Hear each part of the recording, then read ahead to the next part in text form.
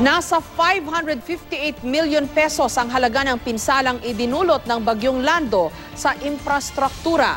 May mga ahensya ng gobyerno namang pwedeng mautangan ng mga nasalanta, depende sa kanilang pangangailangan. Kabilang narito ang SSS, Pag-ibig at GSIS na maglalabas ng calamity loans. Live mula sa Quezon City, may report si JP Soriano. JP? At Jessica, aabot sa mahigit 5 bilyong piso ang nakalaang calamity fund ng Pag-ibig at handa na nga ang Pag-ibig, SSS at GSIS na tumanggap ng mga proseso ng application form para sa mga calamity loan ng kanilang membro sa oras na matanggap din nila ang opisyal na abiso na calamity stricken ang isang partikular na lugar.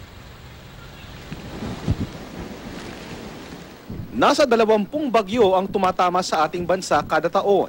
At sa 2014 World Risk Report ng United Nations, pangalawa ang Pilipinas sa may mga pinakamataas na peligrong kinakaharap kapag tumatama ang mga kalamidad. Laging may mga nawawalan ng tahanan, kabuhayan at mahal sa buhay. Nakahanda na ang iba't ibang ahensya ng gobyerno para magbigay ng calamity loan sa mga miyembro nito. Ang Pag-ibig, may 5 bilyong pisong pondo sa calamity loans para sa mga kwalipikadong miyembro. Dapat ay aktibong miyembro ka ng Pag-ibig Fund at may 24 na monthly saving o 2 taong hulog.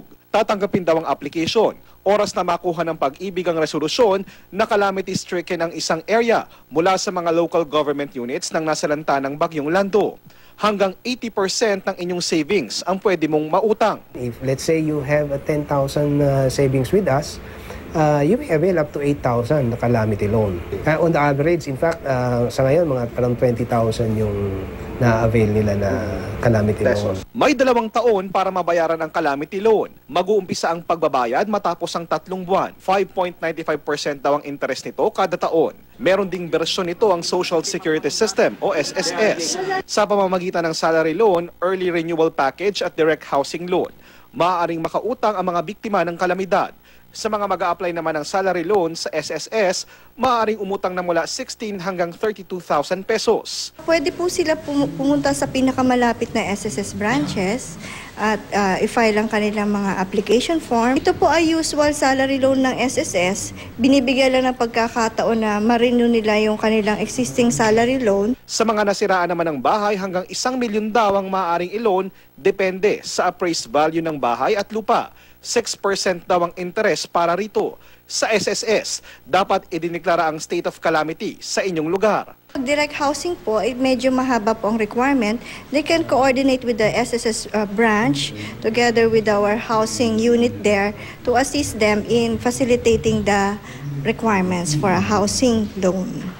Ang mga government employee naman ay pwedeng kumuha ng emergency loan mula sa GSIS, pero dapat ay nasa active service ang empleyado at hindi nakalib. Pwedeng makautang ng hanggang 20,000 piso para sa mga miyembro na walang balanse sa kanilang dating emergency loan account. Para sa mga miyembro na may emergency loan account na at may balanse pa subalit gusto nang mag-renew ng emergency loan, 40,000 pesos ang kanilang maaaring mautang. Pwedeng bayaran sa loob ng 3 taon ang loan sa GSIS na may 6% per annum na interest.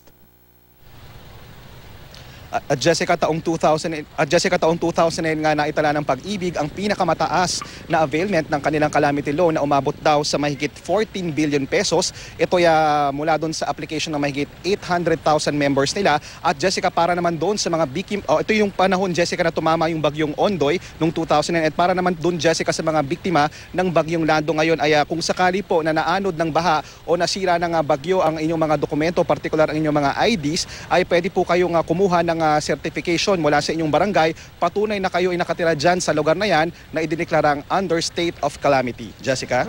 JP, suggestion lang, baka pwedeng para magkaroon ng satellite office itong mga ahensya ng gobyerno, ng SSS o GSIS na Pag-ibig na nagbibigay ng ayuda sa mga nasalanta, no, na baka pwedeng pumunta sila ng mas malapit doon sa mga biktima mismo kasi pahirapan pa minsan yung inaasikaso ng mga nawala ng bahay, yung kanilang pang-araw-araw na pangangailangan, tapos babiyahe pa sila para mag-apply ng mga loan, di ba? Baka pwedeng meron silang parang, ano bang tawag doon, help desk doon sa mga malapit man lang, kahit hindi doon sa mismong nasalanta ng bagyo, ilapit man lang nila yung kanilang serbisyo. Tama, Jessica. Alam mo, dun sa mga lugar na pinuntahan natin ng mga kasamahan, sa Aurora, sa Isabela, hanggang ngayon wala pa rin kuryente at wala pa rin mode of transportation. Paano pa nila ma-expect na maasikaso yung mga pag-file ng application form para sa calamity loan? Kaya ang Pag-ibig, nakausap natin kanina, nangako naman sila, Jessica, gaya ng iyong nasuggest, na sila nga ay pupunta at ilalapit ang serbisyo doon sa mga lugar na idineklarang under state of calamity. Talaga namang sirang-sira. Ang mangyayari daw ay pupunta sila sa mga munisipyo, sa mga city hall, at doon maaring magpunta at mag-inquire. As a matter of fact, ang ating mga kababayang miyembro ng Pag-ibig o SSS o sa Pag-ibig in particular, pwede sila magpunta ron at mag-inquire sa kanilang mga local office at tanungin kung sila ba ay pwede nang magproseso at mag-apply ng mga application form. At ang pinakamagandang gawin, kung magkakaroon kayo ng pagkakataon sa mga miyembro na makapag-download na, kung sakaling may kuryente na sa inyong sa mga bayan, na makapag-download na ng form at mapapirmahan na ito sa inyong mga employer.